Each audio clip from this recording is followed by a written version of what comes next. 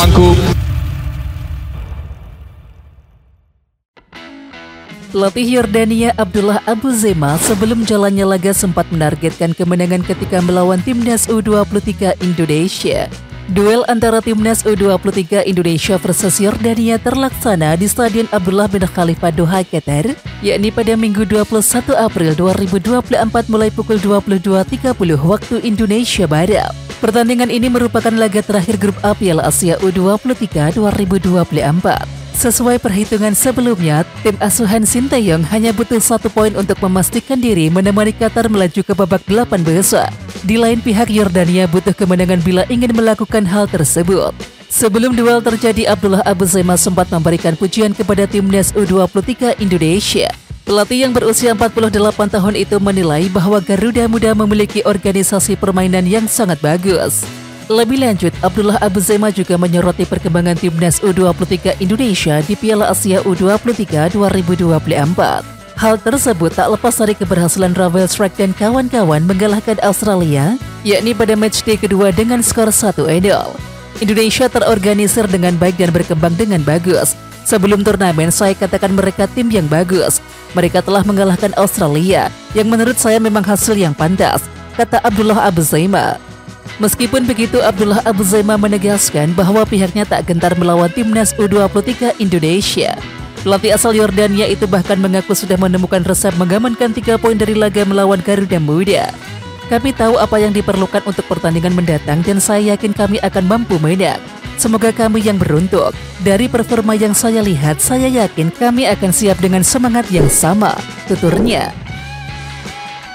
Abu Zema menilai penyelesaian akhir masih menjadi pekerjaan rumah Yordania sebelum bertemu Timnas U23.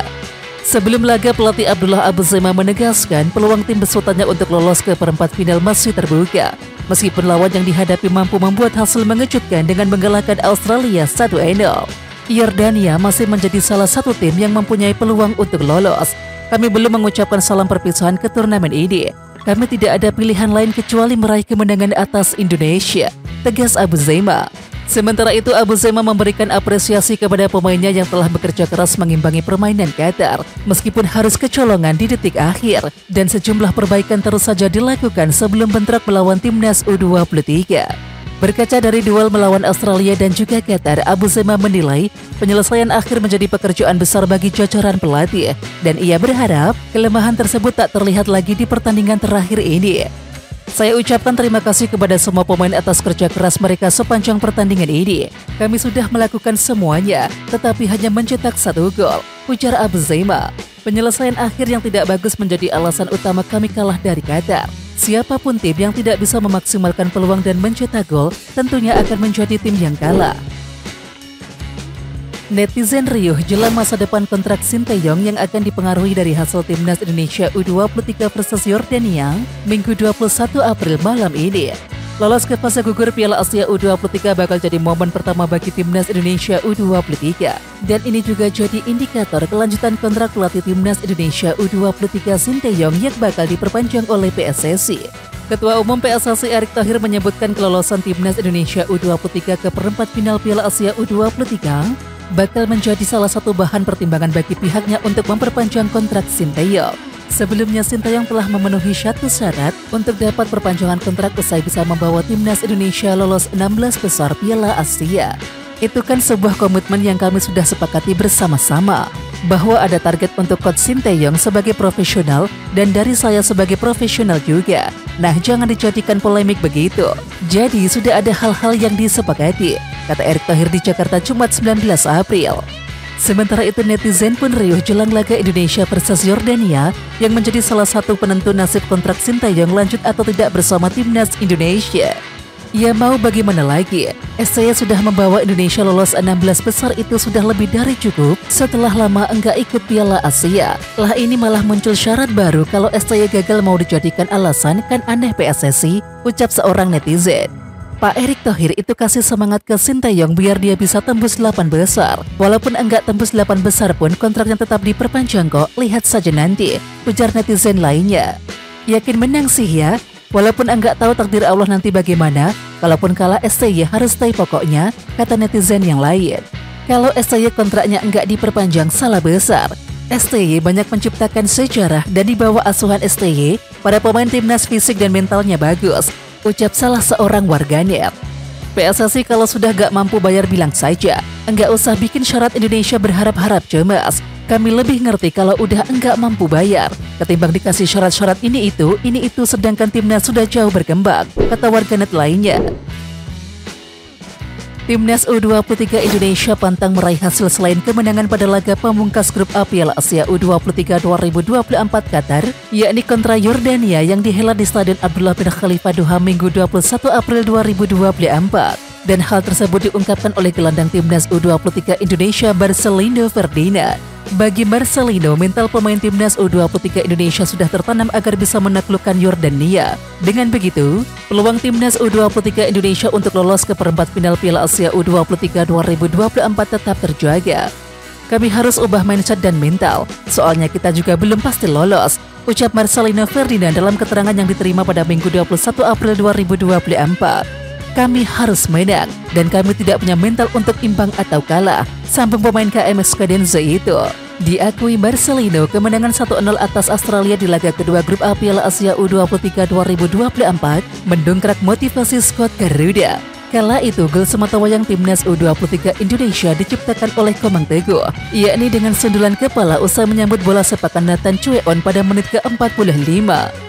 Ya pastinya saya sangat percaya diri, tutur Marcelino. Momen menang lawan Australia sangat berguna bagi saya dan tim, ujar mantan pemain Persebaya Surabaya tersebut. Kendati begitu, Marcelino enggan skuad Garuda Muda terus terlena dengan kesuksesan membungkam Australia.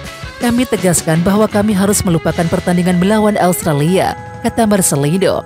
Dan sebelum pertandingan dia menambahkan bahwa persiapan timnas U23 Indonesia menatap duel kontra Yordania berjalan lancar. Kondisi teman-teman saya lihat sangat baik, ucap pemain kelahiran Jakarta tersebut. Tampak sangat excited untuk pertandingan melawan Yordania, sambung Marcelino. Ya, bagi Marcelino, dirinya berharap bisa mempertahankan penampilan yang konsisten bersama timnas U23 Indonesia. Di Piala Asia U23 2024, Marcelino selalu menjadi andalan. Dan semoga saya bisa menampilkan yang terbaik untuk laga selanjutnya, tutup Marcelino. Pelatih timnas U23 Indonesia Sintayong sangat menghargai perjuangan dari Justin Hubner yang bergabung dengan timnas U23 Indonesia di Piala Asia U23 2024 Qatar. Diakui Sintayong bahwa Justin Hubner memiliki loyalitas yang tinggi bersama timnas U23 Indonesia. Justin Hubner sendiri baru merapat ke timnas U23 Indonesia beberapa saat jelang kick-off laga kedua grup A Piala Asia U23 2024 kontra Australia yang digelar di Stadion Abdullah bin Khalifa Doha Qatar Kamis 18 April 2024. Bertemu dengan Sintayong, pemain kelahiran Belanda tersebut bersedia langsung dimainkan, dan alhasil dia memulai pertandingan dari bangku cadangan. Hubner masuk pada menit ke-72 untuk menggantikan Kalis Royer. Saya apresiasi Justin Hubner, ucap Sintayong dalam keterangan yang diterima Minggu 21 April 2024. Karena begitu datang, hari saat dia datang, dia bicara bahwa dia bisa bermain. Dengan kemauan tinggi, akhirnya saya mainkan dia di babak kedua, tutur pelatih asal Korea Selatan tersebut. Sementara itu bagi Sintayong, kemenangan menjadi target utama anak asuhnya. Semua persiapan untuk menang, ujar pelatih yang berusia 54 tahun tersebut. Pastinya akan mengincar untuk kemenangan, tutupnya. Bendera merah putih terus berkibar di Liga Inggris dengan potensi satu pemain timnas Indonesia bermain di Premier League, dan pemain tersebut yakni Elkan Bagot, bek jangkung yang dipinjamkan Ipswich Town ke Bristol Rovers. Di Bristol Rovers, Elkan Bagot terus memperlihatkan kualitasnya sebagai calon bek Premier League. Pada Sabtu 20 April 2024 malam, Bristol Rovers harus mengakui kemenangan Peterborough dengan skor 0-2. Bagot bermain selama 90 menit penuh pada laga tersebut, dan itu merupakan penampilan ke-13-nya bersama Bristol Rovers. Biarpun performa timnya bobrok, Bagot menjadi salah satu dari sedikit hal positif pada laga itu. Media setempat yakni Bristol Post menyanjung penggawa Garuda tersebut dengan memberikan rating 8. Sekali lagi penampilan dominan dari pinjaman Ipswich di lini belakang yang harus menghadapi Johnson Clark Harris tapi bisa bertahan dengan cemerlang, tulis Bristol Post. Dan yang bersangkutan adalah striker berpengalaman yang sudah mengoleksi lebih dari 100 gol di berbagai kasta Liga Inggris. Mungkin terlalu baik untuk memberi back rating 8 dalam kekalahan, tapi pemain Indonesia memang kukuh sekali lagi. Dari perspektif individu, Penutupan masa peminjaman ini sangat baik untuk pemain yang memulainya dengan gugup. Sementara itu tak ada pemain lain yang mendapatkan rating 8, yang berarti bahwa Elkan Bagot adalah man of the match bagi Rovers. Dan penampilan tersebut membuktikan bahwa Elkan Bagot makin siap untuk bersaing di tim utama Ipswich Town pada musim depan. Di samping itu, skenario terbaik bagi Indonesia adalah Ipswich Town bertahan di 2 besar dan juga Elkan Bagot dibawa promosi ke Premier League. Seri B semakin memanas dengan 2 klub berkekuatan orang Indonesia membuntuti Parma di jalur promosi. Ciezes bersama Hartono bersaudara semakin mempertegas dominasi Indonesia di kasta kedua Liga Italia.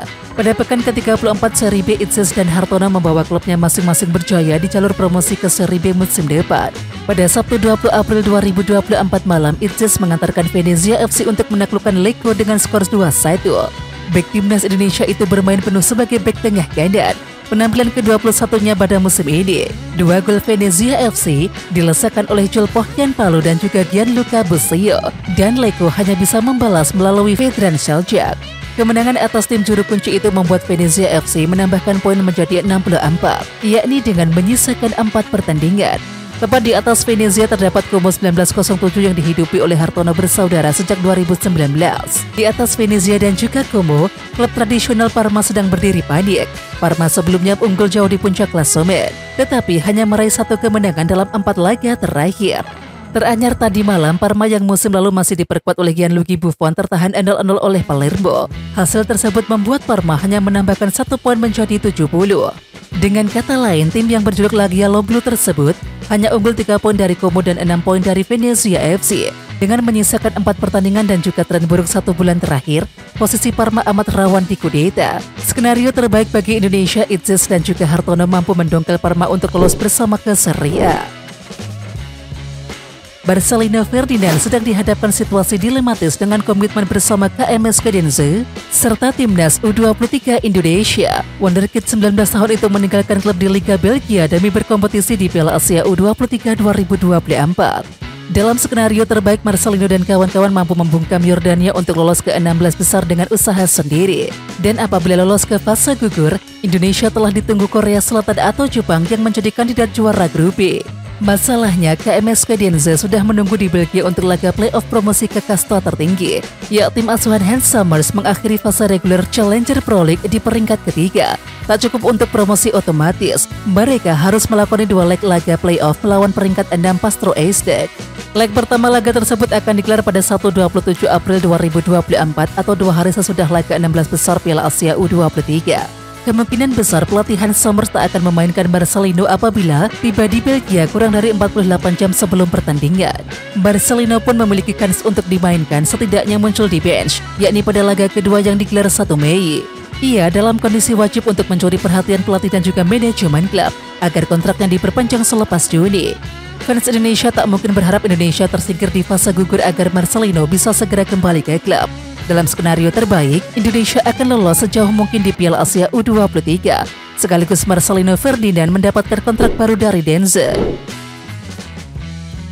Media Prancis Le Carnet Opposé menyebut Vietnam U23 dan juga timnas Indonesia U23 sebagai tim pengganggu di Piala Asia U23 2024 Qatar. Keberadaan 2 negara ini bisa merepotkan tim-tim favorit.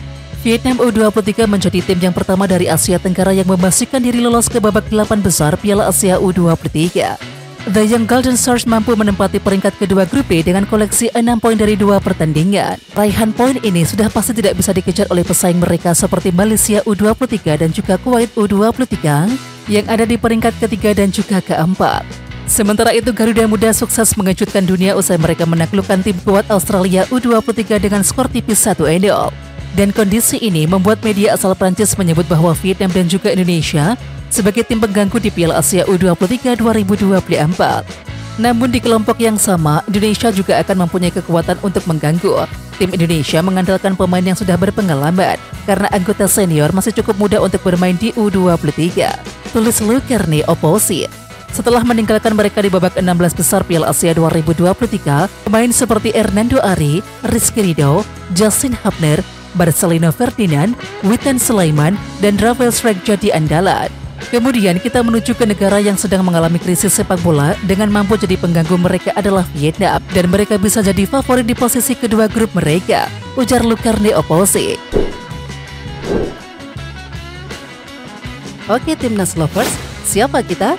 Kita Indonesia. Ayo kita dukung terus sepak bola tanah air Indonesia. Jangan lupa dukung terus Garuda Raya Channel dengan subscribe, like, dan komen karena saran dan kritik kalian sangat bermanfaat untuk perkembangan channel ini. Tungguin video selanjutnya dari Garuda Raya Channel. Salam olahraga.